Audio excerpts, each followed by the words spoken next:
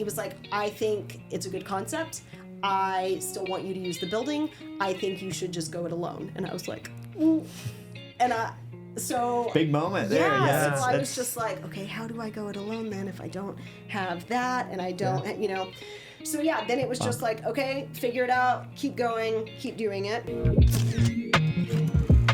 Welcome to the Hidden City Podcast. I'm Grant. And I'm Doug, and we're here to share some of the incredible stories and people from Oak Cliff that you might not know. We're going to sit down with some of the visionaries, craftsmen, and business owners who have shaped Oak Cliff into what it is today. Oak Cliff is on the south bank of the Trinity River, a few miles south of downtown Dallas. While technically it was part of Dallas, it was its own city for a long time, and it still has that independent spirit. We'll dive into the history and the spirit of this place, exploring the different challenges and successes that defined it. This is The Hidden City, a podcast about the people and the stories that make Oak Cliff extraordinary.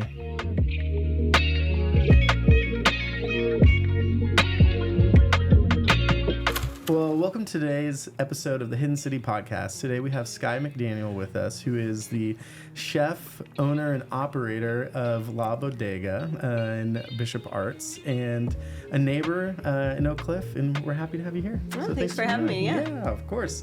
Well, the first question we want to go into is, you've got an amazing love for food, and some of this comes from your family. Can you tell us a little about your family and where some of that comes from? Yeah, I think I've always said that it's so funny to me, growing up in a big Sicilian family, like most of what we've done together has been food related, but somehow with I'm talking like cousins on cousins on cousins in Texas. Yeah. I'm the only person that went into the food industry. Makes no sense to me. But yeah, so we were kind of spread out throughout North Texas and then down in Houston, which is where my mom is from, but she grew up here in Oak Cliff too, so I'm second gen. And so we have family that's spread out, but every Thanksgiving and Christmas, we all spend it together. And it's always like in a house that has no room, you know, and there are like 40 to 60 Italians and whoever amazing. They decided to like cart with them, you know, because they were raised like a big Catholic family, and then they converted evangelical at some point, and it became this big, you know, more reason to like love people and bring people in. It was like, guys, we're already so big. And so it's like, you know, you come to like any family event and there are like 5 people there that you're like, who are those people? Wow. You know, because they were like, I have this friend, they didn't have anywhere to go. I met this person last week, you know, whatever it was. That's awesome. So yeah, big family, food-centric, and very loving. Like, we're one of those, like, I talk to so many people, and my family has no internal animosity. There are so many of us. No one's been ostracized. Nice. No one's been said, like, well, they don't do it. There's no cattiness, nothing. Among, like, 7 siblings for my mom, which is just nuts. That's an incredible achievement. You got to roll out the mission accomplished banner for that. Yeah, I feel like that is one good. of, like, the proudest things I have concerning my family, is that they all just love each other. And some of them are crazy. That's crazy. Awesome. And they're all just they're still in the fold. Everyone's in. Yeah, that's totally. good. That's a lovely picture of a family right there, actually. Yeah, it's not bad. I bet the food is amazing too when you guys get together. Do you have any favorite food items from so we family have gatherings? All of my uncles hunt. They're old. They are older now.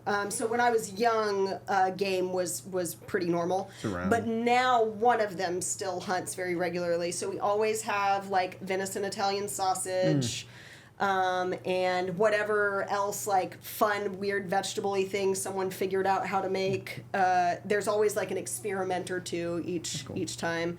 And then my mom is one of like the main cooks, so it's like she'll always do, like when we have Thanksgiving, we do the very American traditional thing, so whoever hosts does like turkey, gravy, stuffing, mashed potatoes, and then everything else is antipasta and salads. That's so awesome. Like you come to my Thanksgiving and it's like 13 different types of salads somebody brought, and like charcuterie and pickles and olives, and then like gravy and turkey. That's amazing that you're just surrounded by that, and you ended up in the food industry. That's wild. So ending up in the food industry and being the owner and chef and operator of La Bodega, explain to us, like, how did that start and what is La Bodega? It's a rotisserie chickens is kind of at the heart of this. Yeah. But it's a Mediterranean style restaurant, and it's been influenced obviously by your family, I would say, in that sense. But yeah, kind of give us that story. Yeah, I think along the lines of, me thinking it's weird that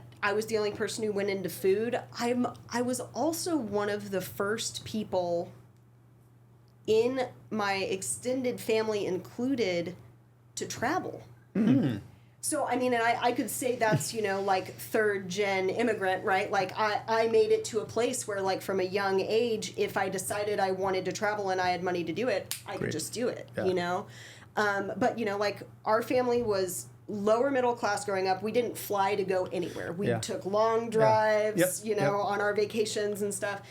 And so, but I really had that bug, like, early. And I think it was in 7th grade, there was some, like, opportunity, like a tour company that does school trips or whatever. And there was going to be a trip to London, Paris, and Madrid. And I told my mom, I was like, I really, really want to do that. And she was like, it's a lot of money. And I was a very, like, frugal, money-minded kid, which I'll attribute to my dad. There you go. But so, like, I already had, been doing chores and saving money. And so they were like, we'll match, what you can save. And so I took that first trip at 13 and have traveled every year of my life since. Yeah. And so it was kind of that draw, like, to travel and already being food driven too, because I knew I wanted to be a cook when I was 10. I was like, that's it. That's amazing. Yeah. At age 10, I told my mom, I was like, I'm going to do culinary school. Like, I don't care about doing 4-year college. And, that could have changed. And I was open to it changing. I mean, I went to Arts Magnet and had many other skill sets that I enjoyed, but it was always food. That's awesome. And so I think maybe that's why travel was interesting so early, because I was just like, I mean, like the mecca for food is Europe for all of those techniques and things. I think travel is so important. I mean, that's something that I feel like we were lucky. I mean, we definitely know the 12 to 16-hour drives Yukon to XL the Midwest. drives. Oh, yeah. That's a brutal one. But we did early on get to travel a lot, and I feel like that's, I don't know, Oak Cliff's better for it, and you're better for it when you're, like, kind of getting to see all these other cultures. And I think it stretched me a lot, for sure. Yeah. And so it's like, I feel like food is one of those, it's a universal language, just like music. Mm-hmm. And, like, anyone would talk to you about how music is a universal language. But, like, if you think about sharing meals with people, and thank God that Anthony Bourdain existed when he did, because that drove it home to, like, every house in the world, that could take that information in and just be like, sharing food with someone is how you connect with someone. It's how you build relationships. It's how you level the playing field, And so all of that. Everyone eats and drinks. And it's like this idea of, we should riff on this, because I think that is so important. And it's, it's democratizing, or it's like, it's humanizing in a way that's like, you can show up to any table and it's here. And so I feel that with La Bodega for sure, and what you're doing. I think that even goes into your Sunday suppers things a little bit too. Yeah, it's serving some need, right? Like a basic needs of people. And so, like, doing something in the community that I grew up in and still live in was like a big part of, it's not like I just want to own a business. It's like, no, I want to own a business here. Yeah. Because it's that drive to be part of a community and serve people where I live it's always been there, and that's why I did Sunday suppers for so long. And they got a little overwhelming towards the end, but the overwhelm was from there was a need, and I didn't know how big the need was. So it was like those started. And I was doing them every week the first year, which I still, I don't know. I don't know how I did it. I don't know how I afforded it. I was so young and poor. And, but it went, and I was never low on cash. And it was just like, okay, this works. But yeah, I mean, we went from having, like 10 to 15 people every Sunday to having like 40 or 50. And that is like, okay, I guess there's really a need. Like, people really want to be around each other. They want to share things with each other and connect. And so many cool, weird things came out of that. I mean, we had bands form, like musicians that met each other, and like roommate situations happen, and it was just like... Just kind of community. Yeah. It sounds kind of like those family Thanksgiving meals. Yeah. I mean, I felt very comfortable doing it, you know? Yeah. And I think for La Bodega, for it to be the way it is, it had taken me so long to think through how I could do something that just wouldn't eat me alive, because the service industry eats people alive. And I knew that going into it from a really young age, knowing that I wanted to cook. I took that knowing and constantly was trying to like find where to apply it where it wouldn't eat my lunch my whole life, because our industry, there's not a ton of money in it, margins are really tight, and hours are very long, and it's like, okay, like, am I a family person? And I was like, I'm my family, but I've never known if I like wanted my own family. So I was like, okay, maybe that's not a core value of like, you know, I want to have lots of time for children or something like that. I was like, so I don't know that that's a core value. So it's like, okay, can still be in the service industry. And then it was trying to find the piece that would fit. And the way it happened, after like cutting my teeth when I was young and could afford to spend 60 plus hours in a kitchen, right? Like, I started, the first kitchen job was Bolsa, but I had been in restaurants serving and hosting since I was 14. And at Bolsa, that place was insane when I was there, you know, and everyone that worked there was insane. Was that like kind of peak Bolsa time when it was like really popping off? I mean, I would say the only reason Oak Cliff is what it is right now is because Bolsa opened. I would say that almost across the board. Bolsa and Monty Anderson. Yeah. That's about the same time, the same ethos, like early, mid 2000s, like Bolsa opened in 08. And so those two spots, Bolsa and the Belmont, put Oak Cliff on the map so much that having grown up here, it was like laden stressful, because I was so used to Oak Cliff being this spot that I knew what was going on all the time. And I was young, you know, I was 20 when Bolsa opened. And I knew everyone, and I knew what was going on, and everything was just one way, right, having grown up here. And then suddenly I'm working at the, like, flagship that's funneling people from North Dallas and Plano into my neighborhood who used to talk shit about it all day. You know, like, when I was growing up here, everyone talked about the Oak Cliff O. Like, I had friends in East Dallas that weren't allowed to come to my house after school. It was just like, you didn't go to Oak Cliff. You didn't cross the river. And, like, I lived here, and I loved it, and I loved my community, and my parents were among a group of, you know, young family people that moved here when it was not some hip, cool place. It was, like, half dangerous and affordable for a young family. Yeah. You know? And a lot of people were like, yeah, this is where we can afford a house, and our kids can have a yard, and then we just teach them to be super savvy, which we all were. You had to be. Very savvy. Yeah. You know? Wow, we've heard that from others, too, that Bolsa really... Oh, yeah. It certainly was like the place that people first came in a lot of scenarios. Yeah, and then, it really was a funnel. Felt like a heartbeat, for sure. For sure. So you were spending so much time at Bolsa and getting to be around these people. What did you kind of glean from that or learn from that as you went into, you know, La Bodega and some of this? Gosh. So, like, it was so formative, and I was so young and naive. You know, and I was like a sponge for good and bad, you know. So I think Bolsa, the way they opened was a much more casual concept than what it became. Like, I think Chris Zilke and Chris Jeffers had something in their mind, right? Which any of us that have ever opened businesses, you know what you have in your mind, and then it has a heartbeat, and once it's alive, it just lives its own life. Yes, yeah. And Bolsa very much did that, especially because they ended up with Graham as their chef. And so Graham's background was so farm to table and so naturalistic and so of the planet, like being a steward of the planet. that he, like, they just couldn't force him to do anything he didn't want to do or didn't feel good about. So it was like we were using incredible produce from local farms and people he knew and people he had worked with, you know, sometimes to the detriment of our bottom line. Sure. Yeah. To, you know, like, because we were still a neighborhood spot and we were up and coming. So, like, you could not, when we first opened, you could not put something on the menu that was $40. No way.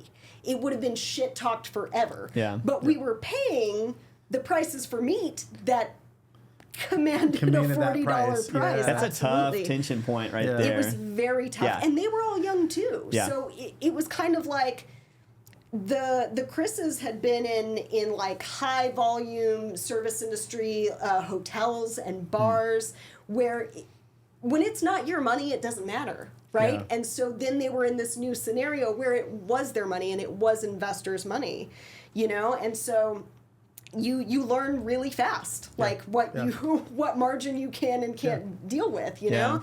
And I think they all came out the gate spending because they were used to spending other people's money. Yeah. I mean, we were all young. Yeah. And so they had, you know, they had to figure it out as they went. But man, that first year, because I was only there a year and some change.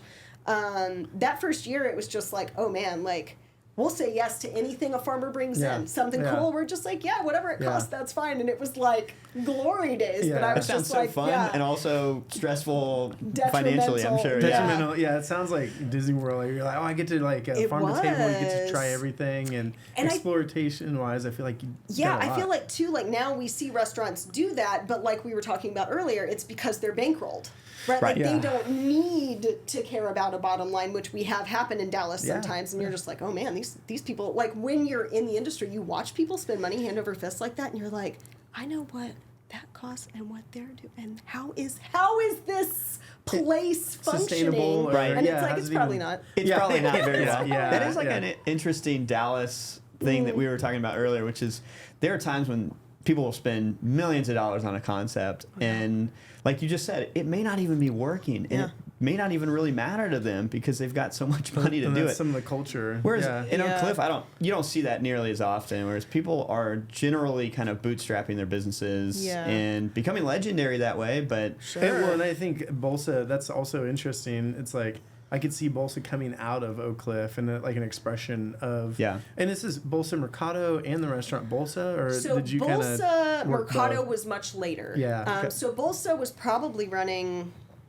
3 to 5 years. I couldn't give you the actual dates before Mercado happened, and that was, you know, a building Dave Spence had, and I think he was just starting to be like, okay, I'll renovate it, I think. And so they went in there, and it helped Bolsa be able to take on really large projects and do caterings out of that kitchen, and then they could keep contracts, like they had contracts with the Audubon and things like that. And it also helped Bolsa because, I mean, like when you go into Encina now, right, you can see what kind of space they have in that kitchen, and the volume we were doing, I still can't really... You know, it's one of those things, like I was saying, like you just do it and you don't know how it works and you don't know how you survive it. And that's how the first year of Bolsa really felt. Like we love to brag that we didn't have a walk-in and we didn't have a freezer and we didn't have a fryer. But it's like, do y'all know what that means? Yeah. Every single day we're getting piles of produce and things that have to be put away somewhere. We're getting cases of meat that have to immediately be broken down because they can't fit in a lowboy refrigerator unless we parse them all out. I mean, it was exhausting. Exhausting work, and so charming to tell people that we didn't have a freezer or a fryer or any storage, and we were doing 300 covers a night. You know, like it just...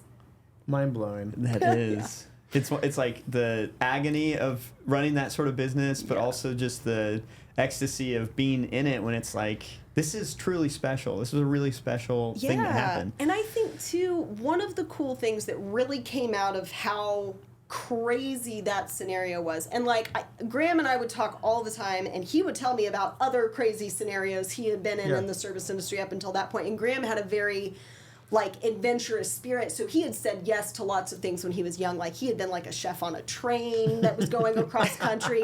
He had taken cooking courses in Thailand. And he had run a little inn that he still talks about like it's his personal heaven called Shelburne Farms up in Vermont.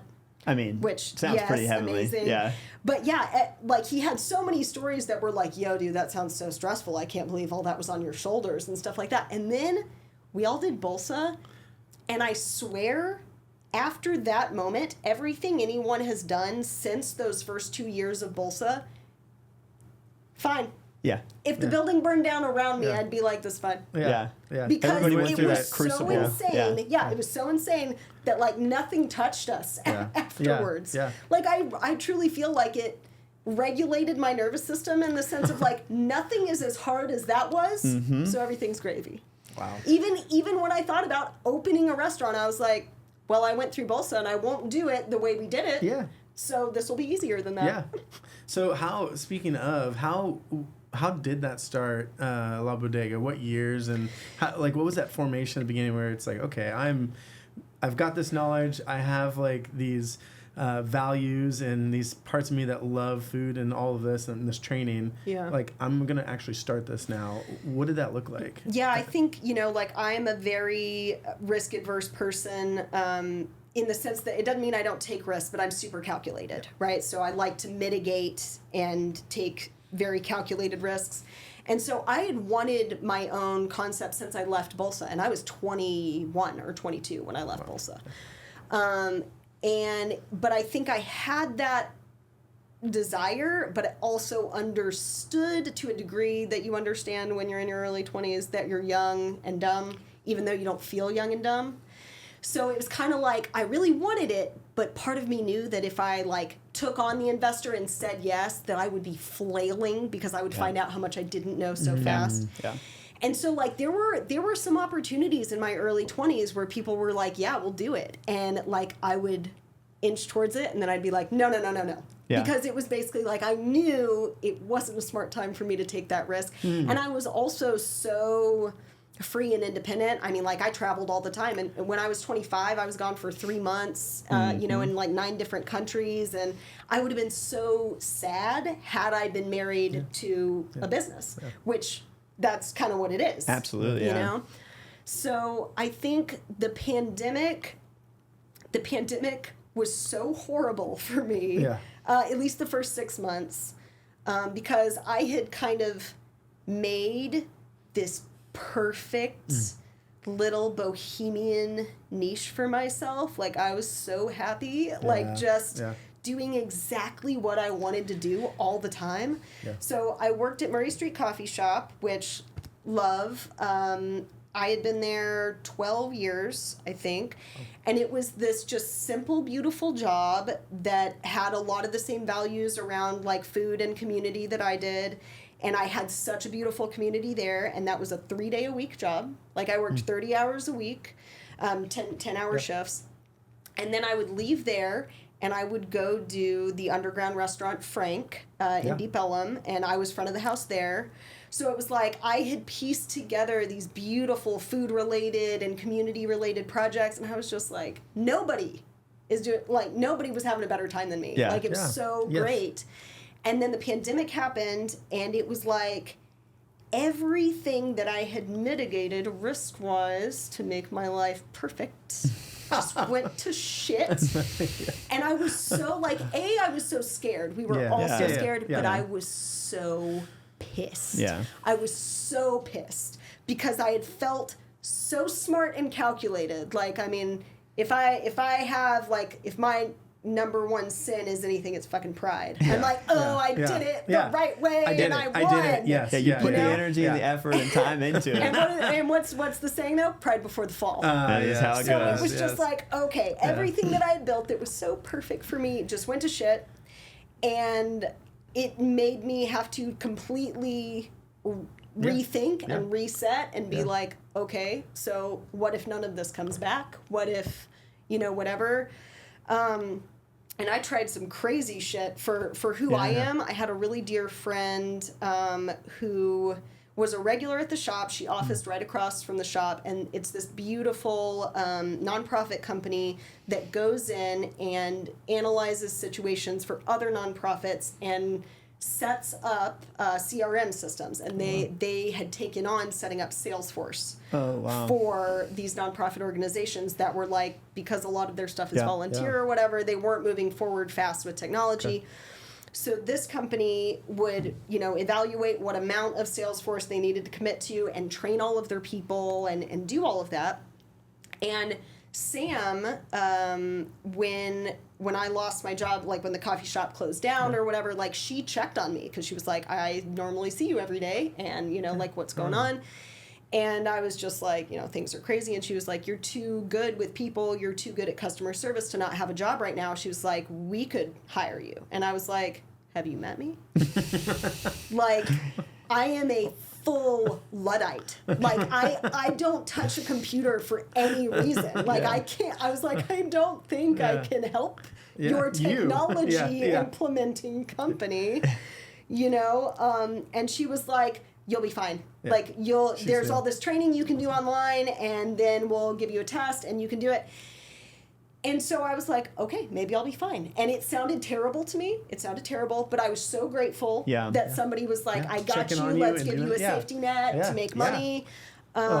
Especially at that time in the pandemic. Like, because it was, I've worked since I was 14. Mm-hmm. Like, I've never not had a job. And, and by the time I was 18, I was supporting myself. Yeah. So it was like to just have the rug pulled out. I was like, what do I do? Like, I have a mortgage. What do I do? Yeah. And so, but to do the job they wanted me for, which was full customer service for a giant client they had taken on, which was the United Way. Small company. They needed their own support staff. And so it was like they were going to hire and train people just to help the United Way. I see, yeah. And so I had to get an administrator certification for Salesforce, which I can't tell y'all. I don't know if y'all use Salesforce in any company you've ever worked for. Yeah, we're a little familiar with the CRM world. It can be a hairy place. I don't know. So I studied for 8 months, 8 hours a day, like I was in school. Yeah. Wow. And I took the admin test the first time, and I failed by 3 points. And then I did a boot camp class over a Christmas break, and then I took it again, and I failed by 2 points in different areas. And then I took, like, the practice exam, like, a couple months later to be like, okay, like, this will give me an idea of if I've gotten better. And I failed the practice exam, and I was like, okay, I have hated every moment of this. And if I passed and got the job, I would hate every moment of the job, but I would have security. Yeah. And I've never done anything in my life solely based on security. Mm-hmm. So I was like, I don't think I'm going to continue this. And they totally understood and they were fine with it. But yeah, so it was like I tried something that far out of my wheelhouse because I was at such a loss. And then a buddy hired me to do social media marketing for his tiny little company, which was HVAC, which I absolutely knew nothing about that. And when he asked me to do it, he just knew that I was flailing and looking for work. And I was like, dude, I don't know how to do any of that. And he was like, you'll figure it out. And I love the confidence of those people that are just like, you're a smart person. You can do it. Yeah, you know like, who you are, and you're like, but they see it in you, though. Yeah, it's probably hard to be like, worry about it. But that's when I met you guys. Is because the vaccine had just come out. And I had taken that job thinking, I'm keeping myself safe. I can do it remotely. But then the vaccine came out, and I was like, wait, I don't have to be alone anymore? I was like, maybe I could find a place to, like, see another human face instead of just me and my cat. So, then I started here doing that. And after, after 1 month of being here, my brain was like, this community needs something. It's food related. It's like there's a hole. I could fill it. Like it started. That's Skye, I've never heard you say that. Yeah, that's really cool. Yeah, and so it was like, and then of course Gary Buckner would pass me here, and he'd want to sit down and talk about like 50 ideas, and I was like, oh, these are really cool ideas, dude, but like I don't like maybe I could maybe. Totally. This is a Gary moment for sure. Absolutely, and it's great because it gets your brain going, and it's just like all of the what ifs are really good for being creative. Yeah, it's great. It's great. So Skye, you were here for a little bit. Eventually decided La Bodega was maybe what the next step was going to be. How did you bridge the gap from like, okay, I think there's time, I think there's a need, let's go do this? How did that look? Shoot, yeah, honestly, like, I leaned on somebody that I knew had done it before, because I was like, I'm more of a collaborator type, and so I was like, okay, if I want to do a concept, like, let's find somebody who's already done it. Let's see if they're interested in doing it with me. So I went to Javi, who owns Wild Detectives and Sketches, because Javi and I met during Sunday suppers. Yeah. He was at my house eating food, and we had become good friends, and I loved both of his concepts, and I knew that I had some ideas from the last trip I had taken to Spain in 2019 about a certain concept that I saw there that I was like, oh, I want to draw some things from that. And I was like, okay, so I want to talk to Javi about being my business partner. Yeah. And so we started those conversations, and Javi was like, I'm in, let's do it. And I was like, okay, cool. That went way quicker than I thought that would go. Like, I had this idea, and I thought, 2 years from now, I'll be doing whatever. And Javi was like, yeah, let's go. That's a great idea. And I was like, okay, so we need to start looking for a space. And Javi was like, no, I have a building. And I was like, oh, shit. Like, then it was like, That's amazing. So, like, there's nothing in the way. Yeah. Like, now we have to do it. And I was like, okay. And then we started, coming up with names and, the full concept. So, basically, I knew all of the food and everything that I'm doing. That's what I wanted to do. And Javi wanted a Spanish import store. Yeah. Right? And so I was like, okay, perfect. Like, it's going to be a little specialty shop and, made food, food made on site. And so when I opened, I didn't have the store side of anything, because within about 3 months of us, planning and doing everything, Javi needed to take care of financial things with his partner, with his other businesses. And he was super transparent with me. He was like, my money that I was going to put in this needs to go to these. And he was like, I think it's a good concept. I still want you to use the building. I think you should just go it alone. And I was like, ooh. And so big moment there. Yeah. So I was just like, okay, how do I go it alone then if I don't have that and I don't, So yeah, then it was just like, okay, figure it out, keep going, keep doing it. And so yeah, it happened really, really fast. So much faster than I expected it would, and then I even felt prepared for. So it was a very sink or swim situation, but I had all of Javi's support when I was trying to figure out what things were going to cost and how much money I needed to project and make, which was wonderful. Jimmy was the best neighbor ever, came right alongside me, told me to watch out for certain things, and so, the community that was already there that I knew was so supportive. So that was just it just lifted me up and made me be like, oh, if this is a barn raising and it's collaborative, I feel okay. Oh, but cool, if I had to go it alone, actually alone, I think that would have been a nightmare. That's pretty amazing. Oak Cliff neighbors like that in restaurant tours or whatever you want to say. Yeah. We're there helping. That's awesome. And Javi, we've had him on the show, and he's just, we think the world of him. So it's so cool. And Jimmy, too. They're both, Jimmy, yeah. I mean, that corner right there with it's you guys. A strong corner. I know. And we feel that way. We're we all live here. Yes. And you got a neighborhood kind of spot. Yeah. And for me, too, being in the industry this long, too, I had so many, I talked to Matt Balke when I was trying to figure out how to source chicken. Because when I was at Bolso, we used a very local farm called Windy Meadows. And I had looked into them, because I was like, I'll use, the farms that I already know from the industry, and their prices, were small farm prices, and I was like, oh my God, there's no way. I would have had to charge $70 for a bird, and I was like, nope, Can't not do an that. option. Yeah. And so I talked to Graham, who was running Elman Good at the time. He was still here. He's now in Santa Fe. And I talked to Matt Balke at Encina, because we share ethics for food sourcing, same values. And so they're the ones who pointed me to Bell and Evans for the product. And it's I've never, I've been working with food and restaurants for 20 years, and their product is so the birds are so lovingly dealt with. They're in perfect little rows in their boxes, they're completely intact, their skin's not torn, nothing's been manhandled, it's been respected. And it's every time I open a case of chicken to butcher it, I'm just like, wow, that's so nice. Yeah, they did this well. Well, I think that's something that we hear a lot about La Bodega is the quality. And that's something that you've been focused on. I mean, even with Bell and Evans, like you were talking about here.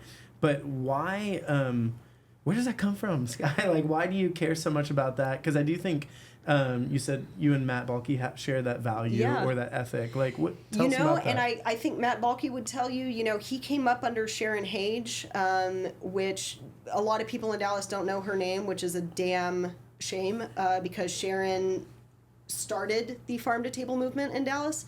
She had her restaurant York Street over where Mott High Ba is in East Dallas now. And Matt was her sous chef for like 10 years. I think I could have that wrong. But, so it really like the farm to table industry in Dallas is what I came up in. And I think, just my personality and ethics for myself, that community in Dallas was where it was like, oh, I fit right there. I see it. Right? Like, it's not like I'm not a restaurateur for restaurateur's sake. I'm not like a flashy, high-rolling wine list person. I'm not any of that. I'm like, I want to know that from start to finish, the produce, the animal, like everything there, somebody gave a fuck. Like that's what I want to eat. It's what I want to share with people.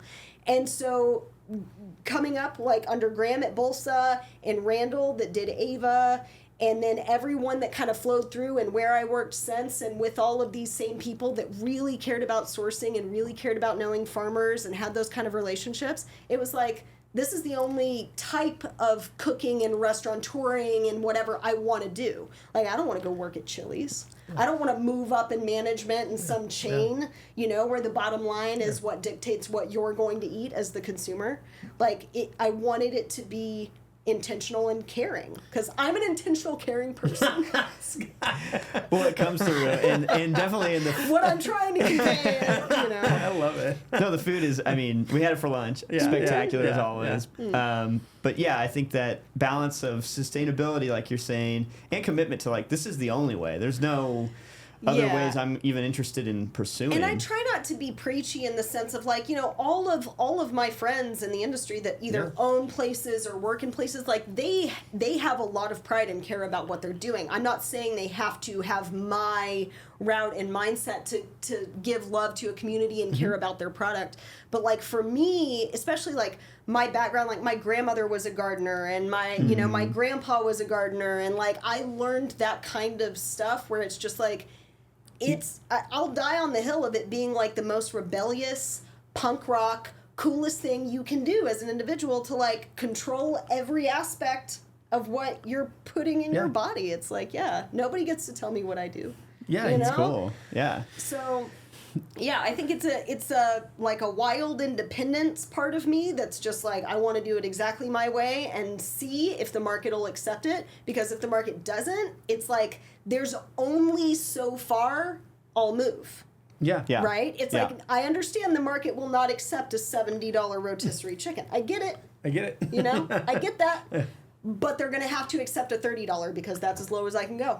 Yeah. And still feel good and like be happy and get a nice product and sleep at night. And I think that's what you just said, feel good, be happy, sleep at night, like some of those things that I feel like that's growing more and more. I see that with friends more and more. I mean, we see that in different industries, but I think even the space you've created also gives that feeling. Like when I was there today picking up stuff, it was like, oh, the music, the like bright colors that you've chosen. Anyone who's listening to the show and hasn't been needs to go to La Bodega and get, was it the chicken fat potatoes too? Oh my goodness, those are out of control. But it's not just even those values are there from the food, but it's from the space, and it's and I do think it isn't just a wild hair that like you care about this thing. I actually do believe that it impacts your brand and the market. We were hanging out with Daniel Vaughn, who's the I know barbecue editor. Yeah. He was here a couple weekends ago at Wax Space, and he was like, I'm running back to East Dallas, but I'm stopping by Skye's to get rotisserie chicken. And I was like, what a compliment. Like the guy it is a compliment. The guy who knows it all and like meat and barbecue, and he's stopping at Skye's. Like I was like, that's pretty cool. And so I do think people respect it, and understand it and it impacts your business. Like Well, it's not just a thing. It's the hard way too. Yeah. It's Yeah, definitely it's not the hard way. It's That's definitely for not sure. the easy route. It's Yeah. so. And you've talked about how you don't use delivery apps like Uber Eats, and you talk about questioning the cult of easy way. convenience. Yeah. So it seems like those are the easy ways. It's like that's the way that can be easiest. But you're just like, I'm taking the hard route. I'm going to chart this course. I mean, somebody asked me the other day who was kind of consulting to open a place outside of Dallas, and they were like, like, what is the one purveyor you can get everything from? And I was like, I wouldn't know.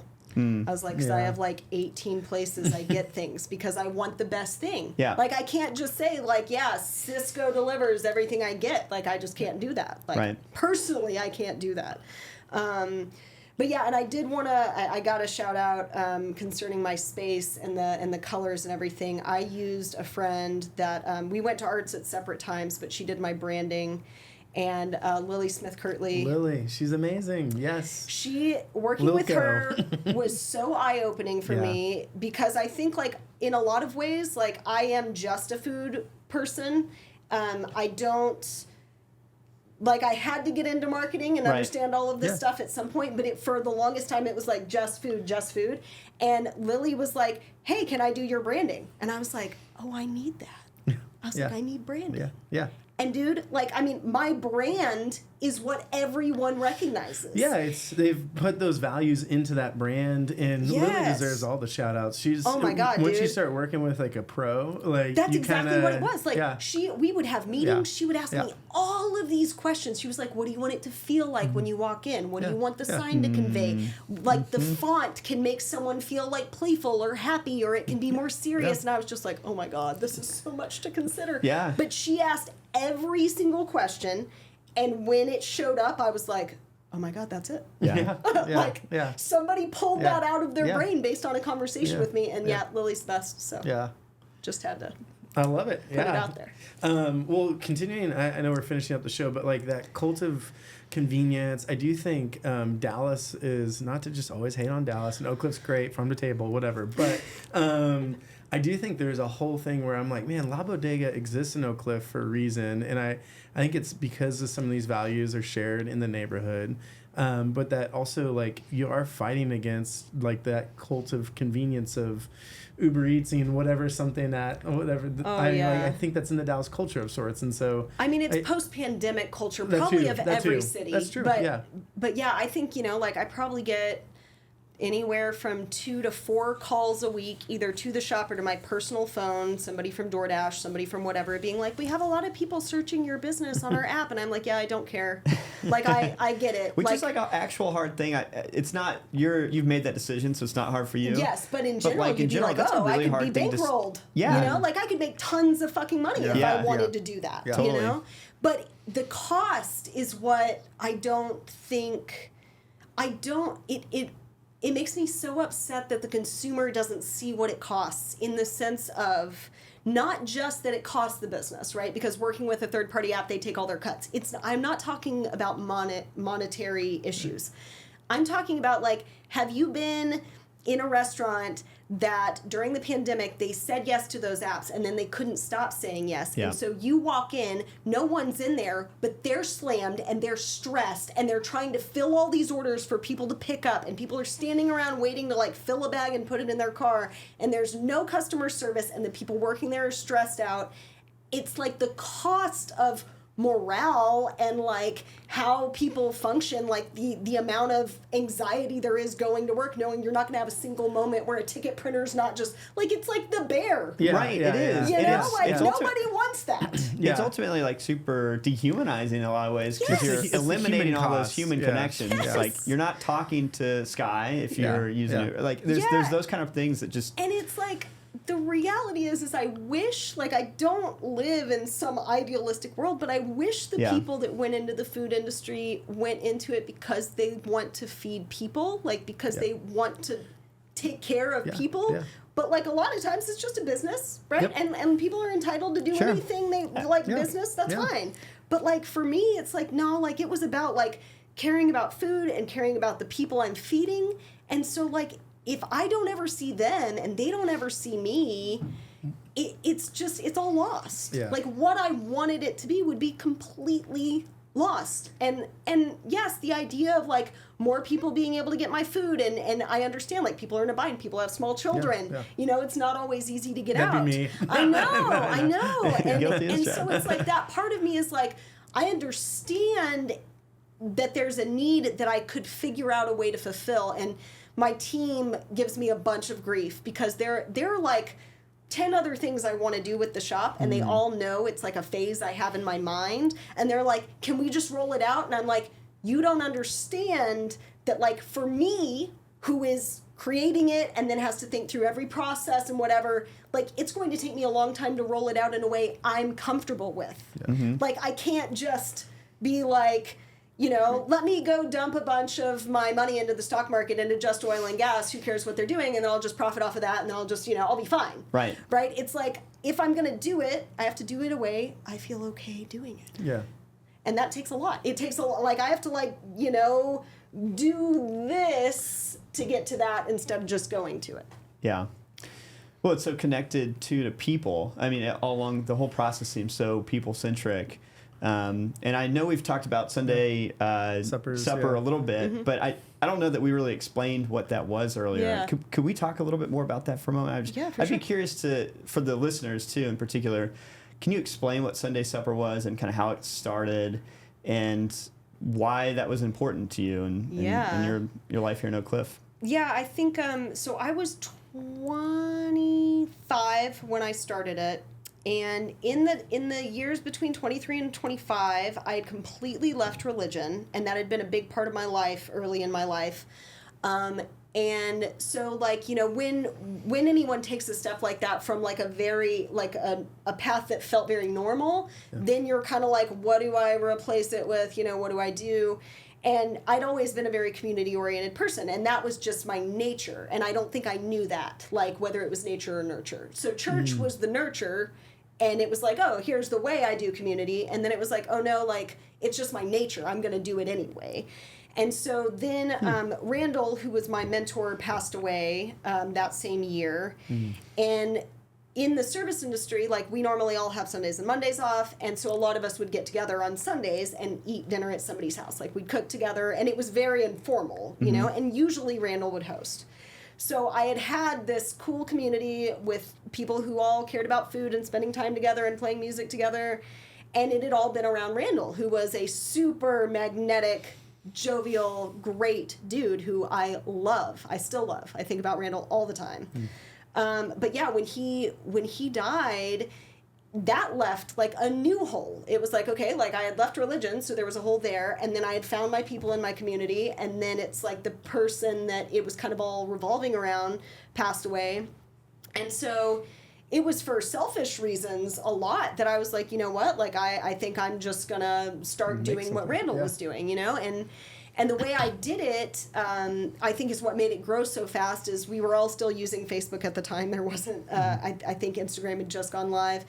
And so I did it as like a Facebook invite. And it was like, I'm cooking a thing, right? Like, because I'm a very informal person. So it was like, I'm going to cook this, and it's an open door policy, and you can just show up. Like, bring something and just show up. Like, if you want to, I literally said, like, I miss my form of church. And so it was like, I just want people to hang out in my house and eat a meal together. And so, like, it kept just getting bigger and bigger and bigger. And it was like, I mean, for the first year when I did it every Sunday, it was like, there was a 40-person party at my house every Sunday. And I was just like, this is nuts. I don't know how, like, post-pandemic Skye that spent a lot of time alone and you know, even in my 30s have always enjoyed a lot of time alone, was like, I don't know how I did that. Like, I'd lose my shit now doing that. But I did actually just this past Saturday, I just got a new chef at the shop, which y'all probably saw when you went today, Stephen. Stephen and I have known each other since we were 14, and he's the best. That's cool. But he moved to Dallas to take the job. Wow. So he had been in Austin, and it's been like 12 years or 15 years since he's been in Dallas. And so I was like, I should probably like do a thing where like and at Bodega, because we have such a small staff, a lot of us don't overlap. Like, you know, the girls up front only work one person up front at a time, so they don't all get to hang out. And so I was like, okay, like I'm going to do a La Bodega staff potluck. So like we did that, and I invited a few regulars just so Steven could meet other people that he doesn't work with. And like getting ready for it, I was like, oh my gosh, I'm anxious. I was like, I'm never anxious. It's like, this is so weird, you know, because it used to be something I did all the time. And truly, I'm so informal that I'm like, yeah, I mean, if the house is dirty, like, people are still going to show up. Yeah. So, you know. But yeah, I felt anxious getting ready for my staff to come over. And I was like, man, I should probably do this more often because I've really gotten out of the habit, you know? Yeah. But it was great. Like, it was so nice to just have everybody over and have that community. And all of the staff said it was so nice to be together outside of work and in a group because we all just kind of pass each other, you know, during shifts. So I just love the idea of like, hey, we're gonna cook. It's Sunday afternoon. We're gonna get together. Yes. It seems like something more people should be doing in general, on like a weekly basis. Well, but just I know it's a big together. project too. Yeah. Like you're saying, like slowing down and getting together like that takes intentionality and work. Yeah, I think, you know, I talk with Eric Nystrom a lot, you know, because we share values. And every time I think about Eric, I think about Wendell Berry, which, you know, like... That is the highest compliment you could give Eric. Yeah, I think so. And I'm just like, I see all those things there. But yeah, it's the, you know, I was on the board of Slow Food in Dallas for 3 or 4 years. And it's, I mean, we could say it's a very Italian concept, but it's a lot of cultures that aren't our busy, fast-paced culture. Convenience culture. Yes. There's the human aspect that you're losing when you don't slow down and you don't share and you don't commune with people. Like, everyone thinks that like we're getting more efficient and it's all this great stuff, and it's like there shouldn't be efficiency in everything. Some things should be super inefficient. Yes. They should be as slow as they could possibly Preach be. it, Skye. Preach it. This is good. No, it's like Grant sometimes will be like, all right, another 5-minute lunch, and you're just like, that's such an American lame way to do this sometimes. And I know, and we're like the only ones I'm an that do it efficiency too. freak. Like, Don't get me but wrong. You know, you're like, okay, I got my 5 minutes. Great, now I'm back to work. And you're like, whatever. Yeah. I don't know how the U.S. went wrong there. That was. It seems like we're one of very few countries that think that way. But. Yeah, we really do. Well, Skye, we've been so thankful that you came on the show, and thankful that La Bodega exists and that you've built it here. And so, thanks for all you do, and appreciate you being here. Yeah, thanks, guys. Thank you. Hey, thanks for tuning in to this episode of The Hidden City. We hope you discovered something about Oak Cliff that you didn't know. If you enjoyed the show, I hope you subscribe to it on YouTube and then follow us on any of the podcasting platforms. Also, if you enjoyed it, please share with a friend, and thanks so much for tuning in.